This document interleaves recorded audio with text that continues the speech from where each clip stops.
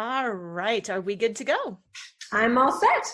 Okay, great. Levels are all good. Hello. Welcome to Flaunt. Build your dreams and live your sparkle. I'm Laura Cheadle, and oh my gosh, this is my 4-year anniversary of having a radio show. I know, I can't believe it. It's so perfect. Before we go any further, I'm just going to throw this little plug out there. If you go to my website, lauracheadle.com, which is LORACHEADLE.com, you can download my Bundle of Joy gift pack. And it's really designed to get you into your smart, sexy, spiritual self. There is a downloadable sexy chair dance tutorial that is designed just for you to get comfortable in your skin. There is a downloadable MP3 hypnosis on creating one positive habit so you can master your habits. They won't master you. And then there is a it's actually a two-page sheet on developing your intuition. So yay! Also, as part of my Flaunt-iversary, I am pledging to you all, my amazing listeners, to only bring you guests who are the cream of the crop, who will truly help you step into your power and your joy and fulfill all of your expectations and then some. And that is why I am so deeply humbled and excited to bring you today's guest. Now, you've probably heard of her before, but let me just read about her a bit. Gina DeVee. Yes, my guest is Gina DeVee, and she is a published author, accomplished speaker, podcast host, business coach, and self-made millionaire entrepreneur. She is dedicated to her career to helping women connect spiritually, start profitable businesses, create wealth from the feminine perspective. Woohoo! I love that. And become highly visible so they can make a global impact. Now, we'll talk a little bit more about her journey, but she started out as a struggling psychotherapist, and she is now a globe-trotting entrepreneur. She's been in the First Lady's office. She's got a master's in clinical psychology, and her multimedia company and lifestyle brand is Divine Living. Now, who doesn't love that? I know. I want to live in a divine way. Anyway, her mission is to show women everywhere how to be the queen of their lives. She believes that within every woman there is a queen, and that it is only from the position of queen that you can fulfill your purpose. Being a queen means that you must no longer pretend to be anything other than brilliant, capable, and fabulous. And with that, let me bring on Gina, and she can lead the way to queendom. Thank you and welcome, Gina. Oh, Laura, it's such a pleasure to be here, and what an amazing energy you've created for us and everyone already. Oh, wonderful. Let's just start from the beginning. Oh my gosh, queendom, you've got this book, your first book called The Audacity to Be Queen. Yes. Tell us a little bit more about your mission and what it means to be a queen. Yes, well, there has never been a better time in the history of the world to be a woman. And so if we're going to just rock this out, it's about all things queenhood. Being queen is, the archetype of queen is the masterful blend of the masculine and the feminine. Because I think that it's time for us to really lead from the feminine place and master the arts of pleasure and play and prioritizing ourselves while keeping some of our masculinity intact. So queen is really about being the best version of yourself and unapologetically manifesting just wealth, love, abundance, and the highest level of success in every area of our life. Oh, that is so beautiful. And I couldn't agree more. And I love how you talk about the marrying of the masculine and the feminine energies, because all people, whether they're male or female, have a mix of energies. And it's important to tap into both.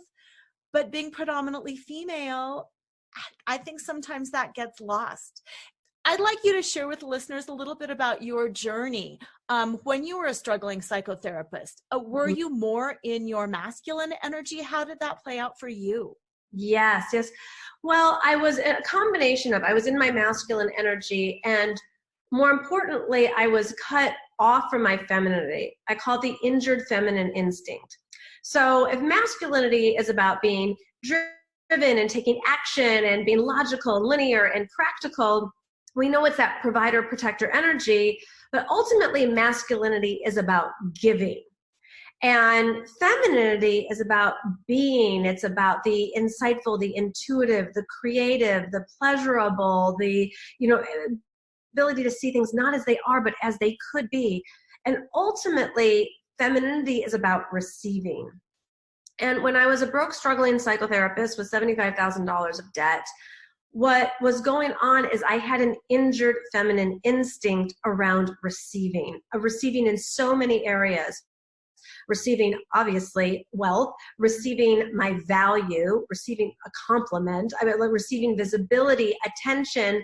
I was afraid and uncomfortable of receiving. So then by default, I felt more safe and more in control in my masculine to give. It felt easier to give, but I was in a place I was like giving what I didn't have to give, and I was over giving, so I was left depleted. Oh, I like that. I love that term, injured feminine, because I think so many of the listeners, whether it's at work, whether they are parents at home and they're just giving and giving and giving and giving and giving, can totally relate with that. So how did you kind of start identifying that and then healing yourself and stepping into your own queenhood? Well, it was quite a long journey for me, which is why I wrote the book. So I hope it's a lot shorter of a journey for other people. I, like so many women, I was just an ordinary woman who had really big dreams and desires and felt so far away from them. At this point, I was in my 20s and I had done everything right. Like I went to college and I got a job and I was hardworking and, but I was still broke. I was living at home with my parents at the age of 30. Like the big epic life, it was so far away, and it was like, it was supposed to be here now. I was an adult. Right. And so, thankfully, I grew up in a spiritual environment. So I've always had a very close relationship with God. And I've always believed in miracles. But I think I believed in miracles like for ancient times, and I believed in like medical miracles for people who had like a brain tumor. But I didn't know how to integrate miracles in areas that I thought weren't really spiritual at that time. Like this was the 90s. So it's like, I didn't think you could ask for a miracle with money, like a financial miracle. Like what was that? Like a miracle for your marriage maybe, but not for your lifestyle, or a miracle to have a better lifestyle, or to be able to travel the way I wanted to, or live in a dream home, or, or even really to create a successful career. I kept God and spirit out of the areas that were most important to me because I thought they were unspiritual. So on my journey, I became, when the student is ready, the teacher appears. And I started to realize that the integration of spirit with whatever my desires are, because the spirit has placed those desires in my heart in the first place, that was the sweet spot, so to speak. So I started to collect and integrate my desires with my spirituality, and then things took off from there. I love so much of that story. My work is all around smart, sexy, and spiritual. And what you said is such a common belief of not only women, but of men out there, that spirituality is over here. Yes. And then our whole life is over here. And it's all the same. Mm-hmm, mm-hmm. Society has deemed what's spiritual and what's materialistic, or what is appropriate or responsible and what is frivolous. But I've found over the course of time that the universe has much different definitions. Oh, absolutely. Absolutely. Because we are meant to have fun. And that's something that I love about your brand, that it is a lifestyle brand. And it's not that, and you can correct me if I'm wrong, but from what I know about you, it's not that we all have to travel or we all have to live a certain way. It's that you can have whatever you want. And if you value travel, travel. And if you value this kind of a home, have it. And if you value this, have it. It's lifestyle. It's you create your life. 100%. Yes. It's, in being a queen, a woman must have a vision for her life. And I think that too many modern day women have gotten busy, and busy is boring. So as a queen, when you are consciously designing your life, whatever that is according to your own value system, where you're really taking responsibility for creating the life of your dreams, that's the opportunity that we modern day women have now. Oh, I love that. And just, I'm going to kind of backtrack a little bit into archetypes. Yes. So many of us use archetypes in our work, love archetypes. For me, it all started with Women Who Run with the Wolves, which if you haven't read that, you've got Bible, the feminine Bible. Yes. Oh my goodness. Absolutely. But I believe, and I want your take on this, I believe that so many women get locked in the princess archetype. That we're daddy's little girl and that we'll be taken care of and that people do things for us. And there is a transition from that princess to the queen that is enormously satisfying. And I just want to know if you see that and if you have any insight and helpful tips to help listeners who might think, maybe I am stuck being a princess. Sure. In my book, I write about there's over 22 different archetypes. And one of them is just straight up princess. And another version of princess is the avoidant princess. So first of all, all of us have all of the archetypes within us. There's just certain ones that get more airplay than others, depending on what our programming and our conditioning is. So the princess really has a very naive outlook on life. And depending on how developed one is, the princess can be very confused or very frustrated or get her feelings really hurt when things don't go her way.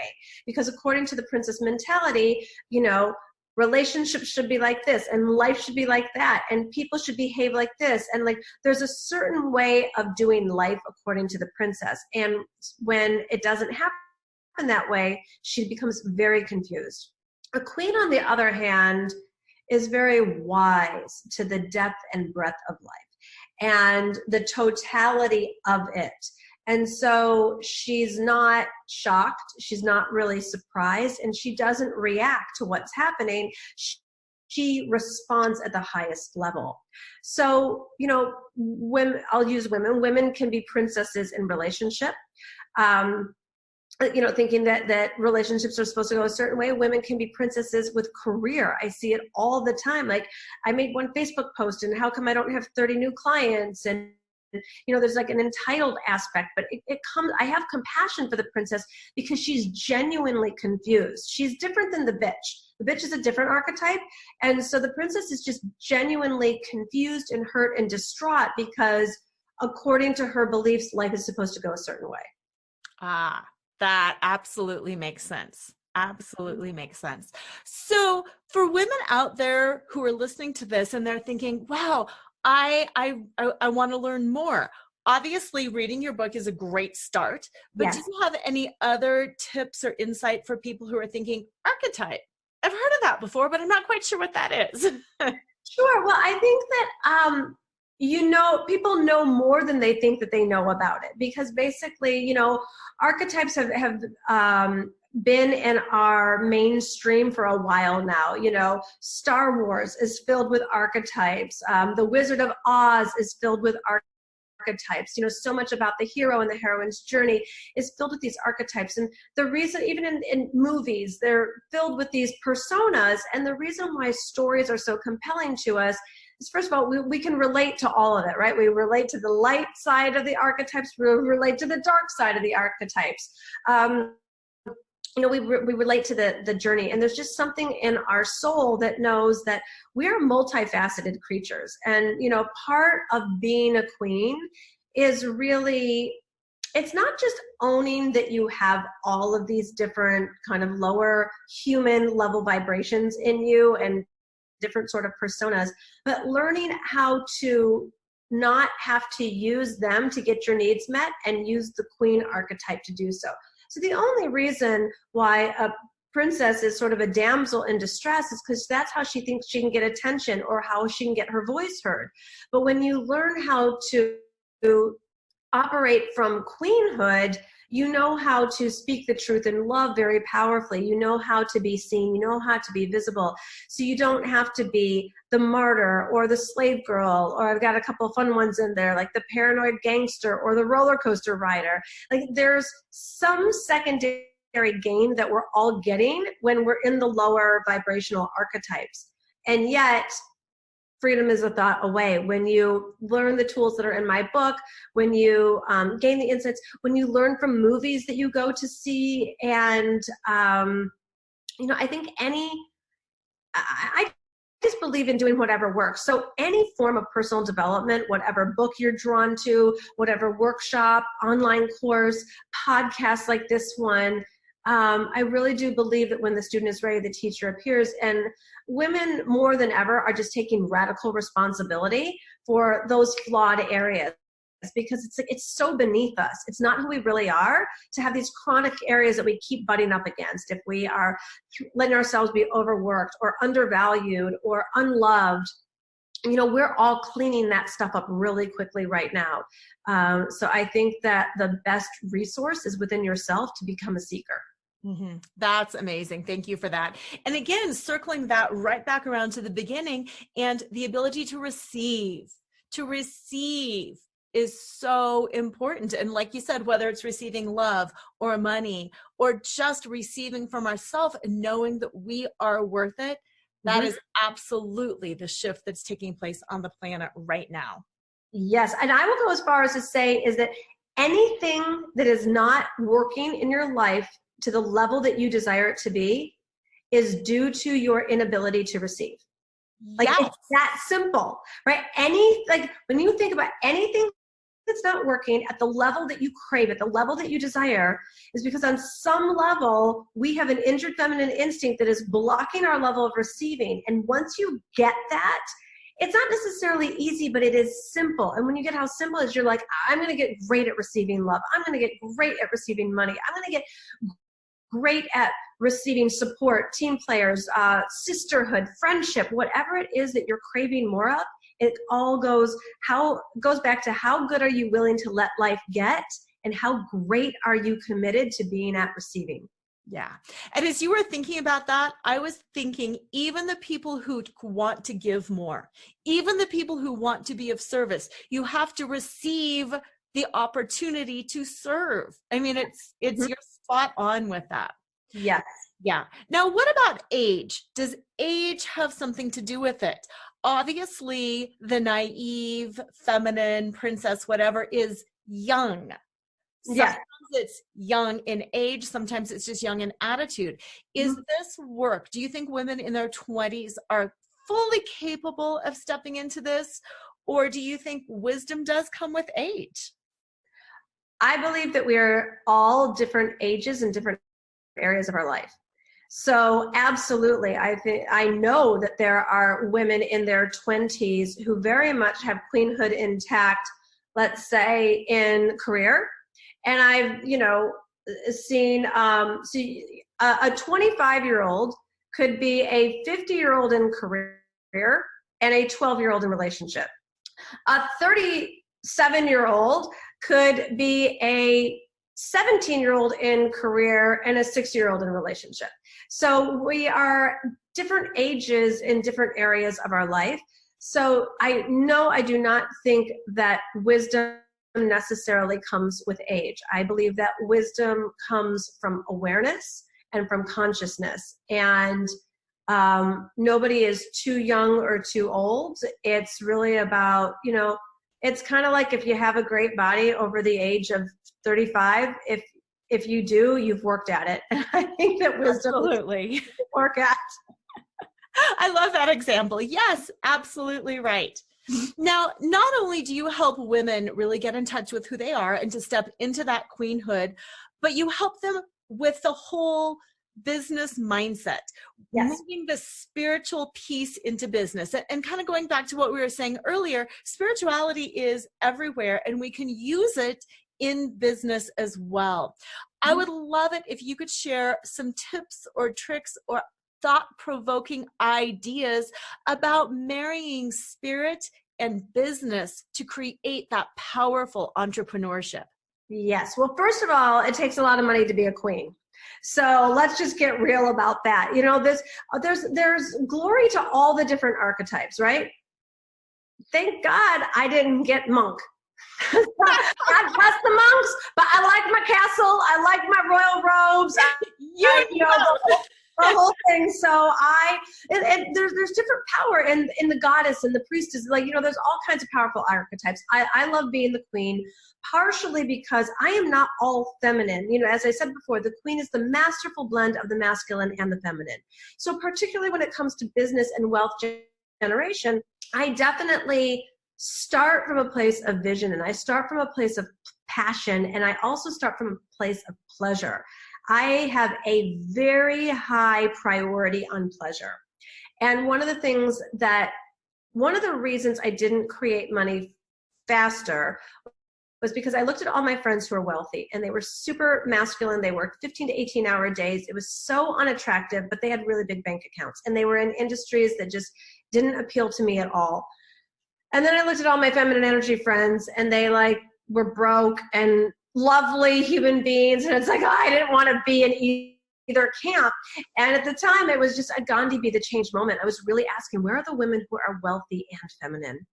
So when I started really studying what femininity is about, and so much of it is about pleasure, then I started asking better questions. And I started asking, how can I create wealth based on feminine principles?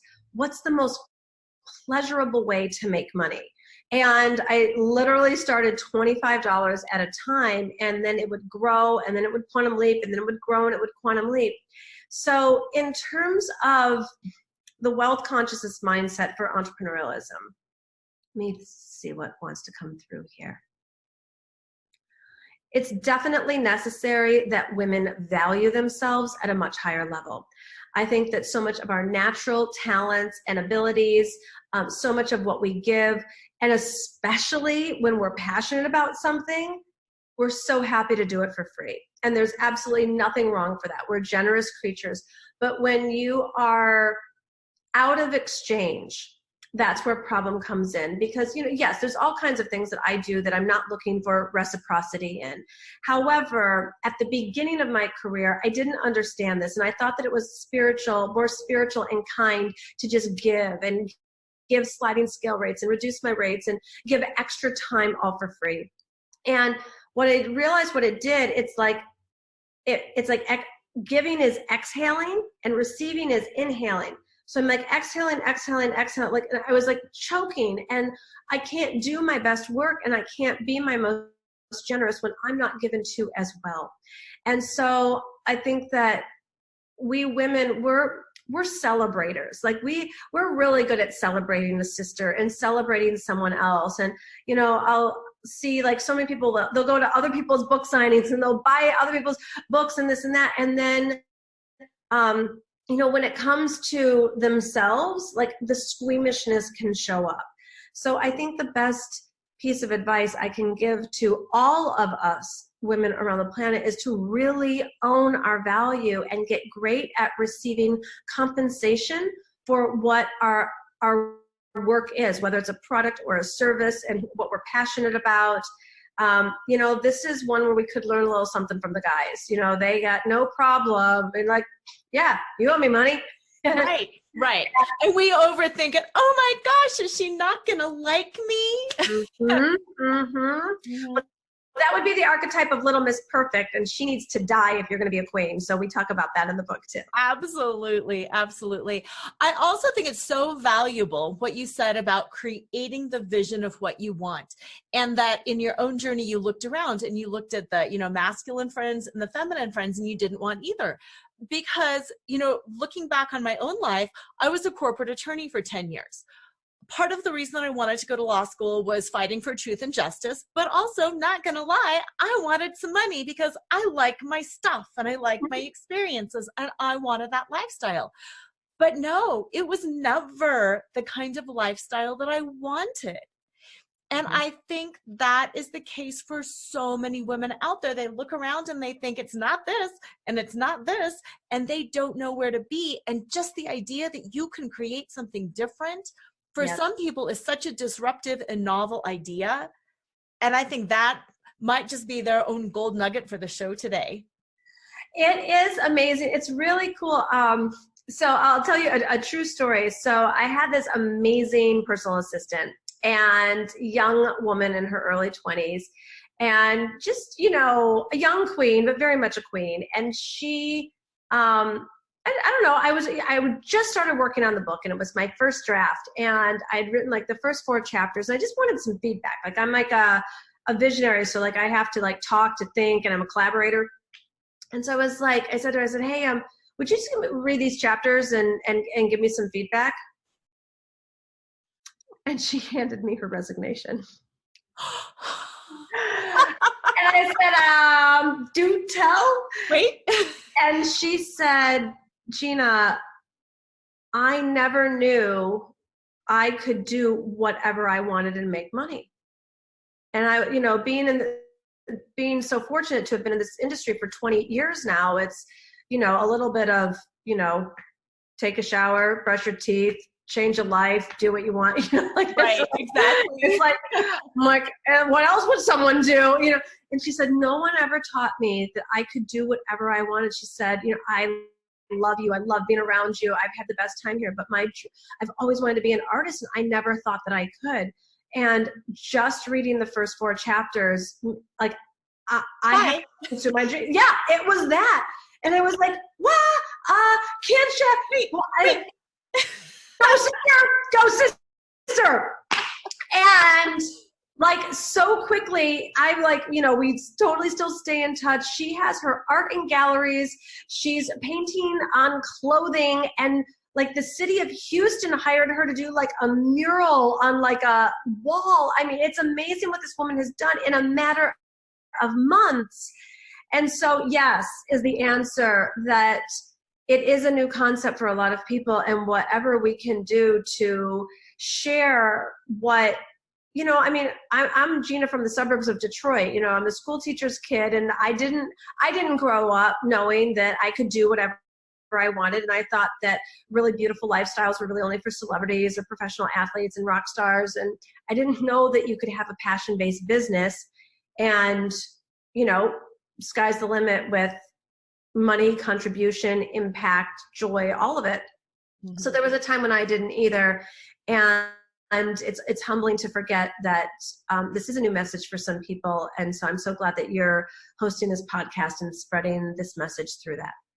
Thank you, because it is so important. And I think it's true. There's a lot of us. Some people have that lightning bolt moment, and somebody comes in and teaches them, kind of like you did for your former personal assistant.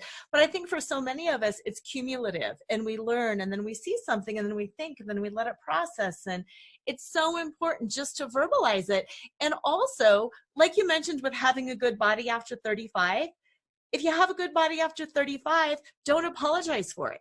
Say, hey, I work hard for this, and yes, this is where I'm at. And if you work hard for your business and you've learned, it's so important as well to be like, yes, I'm doing this. Mm-hmm. This is what was hard, and this is what's possible. And that goes to that collaboration. I think women are naturally more collaborative, mm-hmm. and there are a lot of women in our space. But from my experience, the women that I have met were all doing the same thing, but it's a different thing. And yes. It's very supportive, and it's not like, oh, competition, oh, push her down. It's truly raising everyone up. And I would just love to hear your thoughts on collaboration and femininity. Yes. Well, this has been quite the journey for me. It was actually one of my larger challenges throughout the years. You know, I built my business pretty quickly, and my wealth grew pretty fast. Clients came in. I had some challenges around team there for a while too. But the sisterhood piece, I just dropped into it last year. Congratulations. Like for me, it was the last piece. So at the beginning, I think I had an injured feminine instinct around receiving, and I just had a story that I didn't belong. So the only place that I really felt like I belonged was in my business, because I was a solopreneur. So it was just me. So I was like, here, this feels good. Except you know, and then as I ventured out, because, like attracts like, right? And so I had a story about not belonging, and I would meet people and I didn't belong. Right. And I did also, I've always naturally been a really generous person. So that like competition has not been my story. So I don't know what it was that the circles that I would float into were highly competitive. And it was veined collaborative, but it wasn't really. And so I didn't really connect, and I kind of isolated, and I barely kept in touch with colleagues in my industry, and I didn't have a lot of friends. And then I think I unconsciously felt so defeated by it that like I didn't even try, because I didn't really even believe that women like me existed or that I could belong somewhere.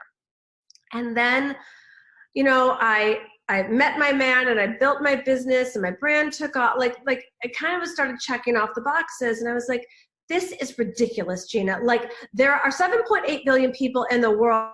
Like your sisterhood does exist. And so I really went to spirit for it, and I started praying, and I applied all the techniques for manifestation that I did for everything else, from the Malibu dream home to the life's, all of it. And I just started visualizing and seeing and asking and praying and doing the mantras. Like I see myself with friends that like we really enjoy each other, and spirit has so more than delivered. But it's only, and I write about it in the book really, really openly and raw. It literally just landed in my life last year, and the group of women that I'm around, and even like you, this is a new relationship for us, but it's so obvious that it's just like collaborative and fun and playful, and it's like, hey, how can I help you, and how can you help? Like it's just like, so I think that whatever, I don't know, I'll have to look into what kind of archetype I had the loner, that's what it was. And the loner archetype going on there. It's definitely been healed and transformed, because now I'm meeting women who it seems like women just can't outgive each other. It's like, let me do this for you. Let me do that. Like, it's just, and it's such a joy fest now. So I would say any woman who is isolated or thinks that it's not safe to be around other women. I just hosted a 2-day event in Miami, and one woman stood up and she's like, I don't normally get along with other women. I don't feel safe with other women. And for her, it was around a mother story. And she's like, I can't believe how loved and accepted and safe I feel. And so I really do believe that this is becoming much more mainstream for women, that the competition factor is over, and it's not climbing to the top and trying to be like one of the guys, that women are just really loving and supporting other women right now. I love that. And thank you for the vulnerability and sharing that too, not only around the sisterhood, because I'm sure that resonates with listeners out there, but also around the fact that sometimes there is still a piece in our life that just isn't working, and that's okay. Enjoy what's working, receive from what's working, and then infuse that spirit into what's not working, and then wait. Mm-hmm. Mm-hmm. Raise your standards. Absolutely. Now, we've talked about spirit a few times, and I too have got very deep spiritual practices. Do you have any spiritual practices that you could share with the listeners who are starting to think, oh, yes, but how do I do that? For sure. I know this one is talked about a lot, but I think it's not necessarily practiced quite as much, and it is the morning routine. So I call it my spiritual workout, because there was a time when I was so busy with everything, even I convinced myself, like, I don't have time for that. And then I realized, like, the condition of my life, when I wake up and the first thing I do is go check my phone, it was not a good space, not who I desired to be as a woman. And so I got into a place that I can do anything for 20 minutes. And so I have my spiritual workout is a 20-minute workout, and it's 5 minutes of reading, 5 minutes of writing, 5 minutes of meditation, and 5 minutes of movement.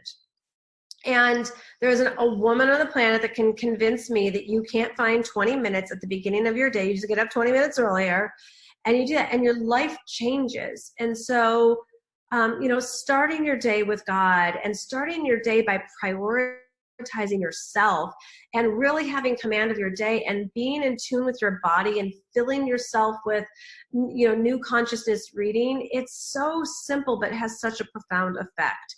So I know, like I said, I know the concept of morning routine is not new to your listeners. However, did you do it this morning? Like, did you actually do it this morning, and how consistent with it are you? So I think it's more about, rather than the newness, about the mastery of it. I love that. And listeners, did you hear? It's 5 minutes of each thing. I know as a recovering perfectionist, I mean, come on, that I would lock into the thinking sometimes, a workout's an hour. I've got to do that. I've got to read this whole chapter. I've got to write this whole thing. Well, then that's 6 hours out of your day, and no, that's not doable. And I love what Gina said. 5 minutes, 5 minutes, that is doable, and that is progress, and that keeps you moving forward step at a time. And like what you were saying, it's mastery of that, and bravo, that's absolutely amazing. Cool. Yeah. Now I want to get a little bit sexy with you. Let's do it. Oh yeah. I want to step into the burlesque of dropping your cover and revealing what's underneath. Okay, let's do it. The 5 steps of flaunt are: find your fetish, laugh out loud, accept unconditionally, navigate the negative, and trust in your truth. And as we go through those 5 steps, I want you to open kimono, drop the cover, be as vulnerable as you feel. Okay, great. Perfect. The first step is find your fetish. And that is that thing that gets you really excited. Like when we're kids, we play for the sake of playing. We don't play to accomplish something. We don't play to lose weight. We play because it's wonderful and it's our fetish. What are some of your fetishes? Well, I've got a new one. And so I'm 47 years old, and I've always been whatever. I've never had body issues. I've never had an eating issue. It's or really a weight issue. And then, so because of that, I've always, whatever. I haven't given it much time and attention. And you know that thing that they say when you gain like 2 pounds a year? Like in there. And then I was like, and I turned like 47. I'm like, what is this? And then I started telling, this is probably going on for the past, I don't know, at least 5 years, so like whatever, 40, it doesn't matter. I basically put on a good 25 pounds. And I would do different things throughout the years from the masculine perspective. I was like, okay, it's getting ready for summer. Let's lose the weight, starvation diet, workout. Okay, didn't do that. Okay, then I did try the Dukan diet, stop that. I mean, and when I say try, I'm talking like 6 weeks and it's over. It's not like a year-round thing. This is like, it's not. I tried HCG for a while, like one time, blah, blah, blah. And then nothing was working, nothing was sticking, nothing was pleasurable. And as I really deepened into my queenhood, I'm just into everything being pleasurable. Wow. And I could tell my hormones were out of balance. It was like, some night sweats and like, so I went to an integrative medicine doctor. I went to a naturopath, and she balances my hormones. And I made the decision, and I couldn't believe I hadn't done this before, about my body. I had transformed my money story, my mother's story, my man story, my client story, team. Like, I've transformed so much of my life. I never had a body transformation story. And I said, I'm making the decision to do this. And I started losing weight at the beginning of this year, and I've lost 15 pounds so far. And I'm obsessed. Like, I've never been like body obsessed before. And my husband's like, do I need to get you a pole? Cause I like keep looking at myself in the mirror. And I'm going shopping in my own closet, like clothes that had tags on them. I'm not wearing, like, I am having a blast. So this isn't like a grueling, like workout, lose weight. I am in love with my personal trainer. I like enjoy the workouts. I'm like eating what I want and drinking, by the way. Like I'm doing a few things in moderation, but between just naturally balancing my hormones and and working out and making the decision that at 47 I can be like the sexiest of my life. Yes. It's so much fun. And like, I'm going to keep going. And like my husband, I think he's like, what has like come over you? And I'm like having a blast. Yeah. I love that. And for the record, my pole is right over there. It's the best workout ever. Okay. Yeah. Okay. Oh, so the next step of flaunt is L, laugh out loud. Mm-hmm. What are some of the things that make you laugh? And do you have any tips to help listeners find laughter when their day is kind of tough?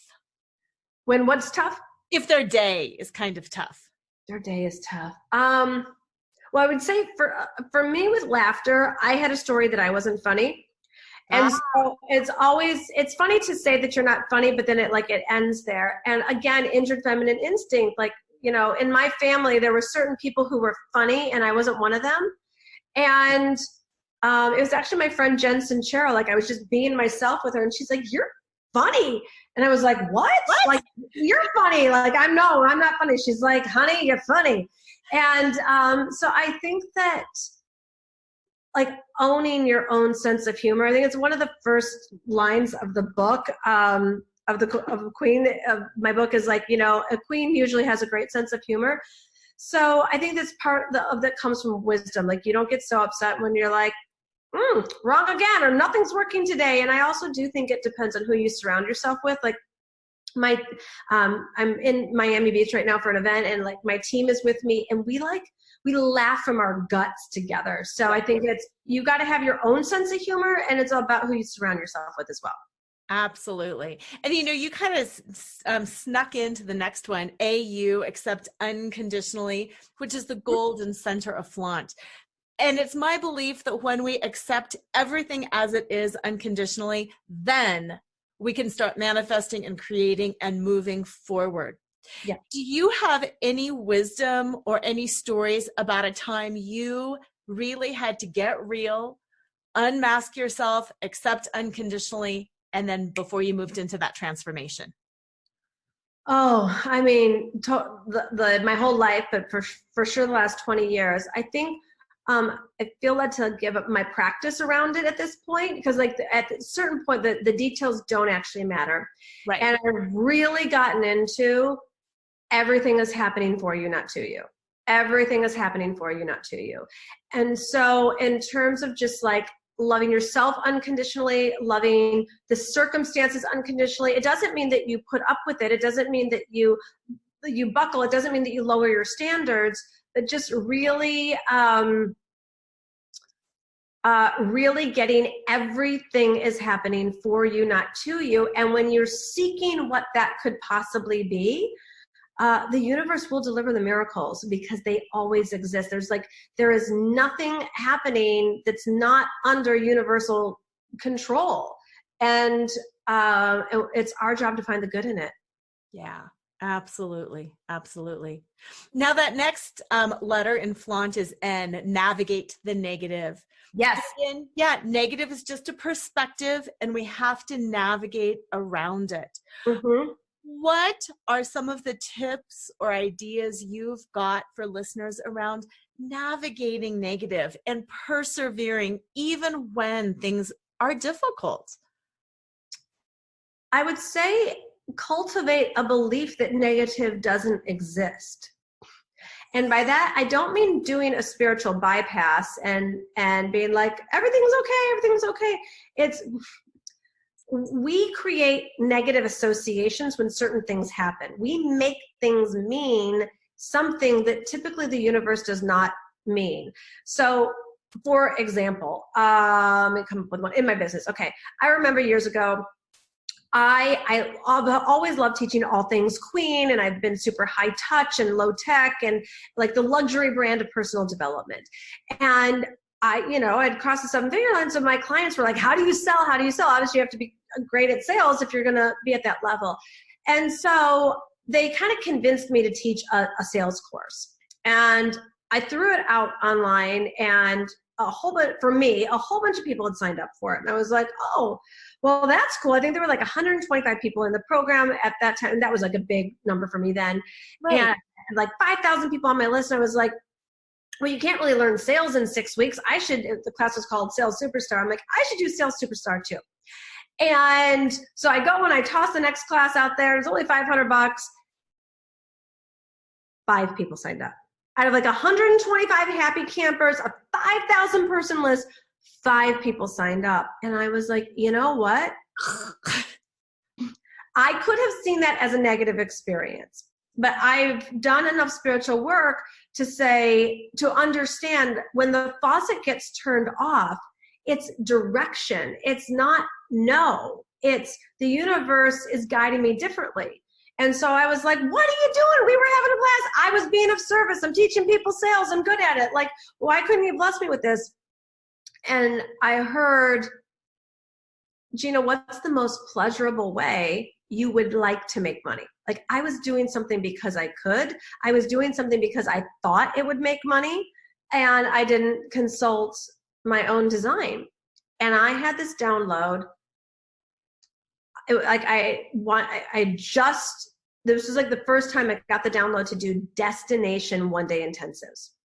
And I had this vision. I was like, I want to offer one-day intensives at the Ritz in Paris, and at the Lanesborough in London, and in Marrakesh and Provence, and like the Greek Isles. And like, I did this whole, I picked 7 places and charged $15,000 for the day.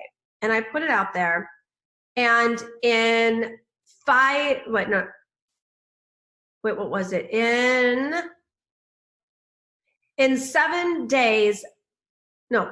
days, all 7 of them sold out. That's what it was. Wow. And so my point is, what I've learned is, like, I could have gone negative with it. Oh my gosh, nobody likes me. Oh my gosh, I suck as a teacher. Oh my gosh, if I can't sell a $500 teleclass, I guess I should sell a $27 info product. And so I didn't let it mean a negative thing. I looked into, what did the universe have it? What would the universe have it mean? So if you can train your brain to not look at things negatively. Sometimes it takes a little bit of a journey. Right. I'll be super transparent here. I just came out with my first book. I've waited 20 years to go on a book tour. Yep. Corona's kind of effing with my plan right now. Yes, it is. But the universe has a plan. This is, I don't know what that is in this particular moment, but I refuse to be like, the plan was a whole domestic thing for the next 2 months, an Australia thing, a UK thing, a Europe thing, and then there's a Middle East thing. So if everything is going according to universal design and everything is happening for me, not to me, I will get back to you on what that actual solution is. Because I don't have it right now, but I refuse to believe that it's negative. Absolutely. I love that, because that is that perfect blending of accepting unconditionally, navigating the negative, and it's receiving. What do I get to receive next? And there's some excitement in that. What do I get to receive next? Mm-hmm. Now, that last step of flaunt is T, trust in your truth. And, that's kind of encapsulates so much of what we talked about. What is your pleasure? What do you want? What I would like for you to do is describe yourself to the listeners without using your title, your education, your relationship to anybody else. It doesn't matter if it's a cohesive, coherent sentence or if it's just random words, but I just want to hear you talk about your truth. Who is Gina DeVee, naked, without any covering, just as a heart and a soul? Gina DeVee is a fiercely feminine, passionate woman who is lit up about lifestyle and transformation. That's beautiful. I love that. Gina, I have had so much fun.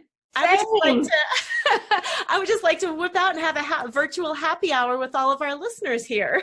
Yes, that'd be so fun. Yes. That's how we have to do it right now. I know, dang it. Now, I trust that at some point you'll get back on book tour. Yes. But in the meantime, where can listeners get a hold of your book or learn more about you? Yes, please go to divineliving.com. If you want to get the book, you can go to divineliving.com/book. But if you go to divineliving.com, there's all sorts of free videos, podcast links, beautiful resources that it's my prayer that they really serve you and support you on your journey. Absolutely. And I will put that information up on the show page as well. Listeners, if you have any questions, reach out to me. I can forward you to Gina. Reach out to Gina. If you have deep thoughts and you just kind of want to share, I always love hearing your stories. So reach out to either one of us. Share your stories. Share your transformations. Yes, and if you want, tag us on Instagram. Like, go and share what you've gotten from this time, and tag us, DM us, because Instagram's a great way to stay in touch as well. Oh, it totally is. Across any social, we will find you if you can find us. So listeners, have a fantastic, amazing week. And as usual, never forget to flaunt. See you next time. Gina, that was so much fun.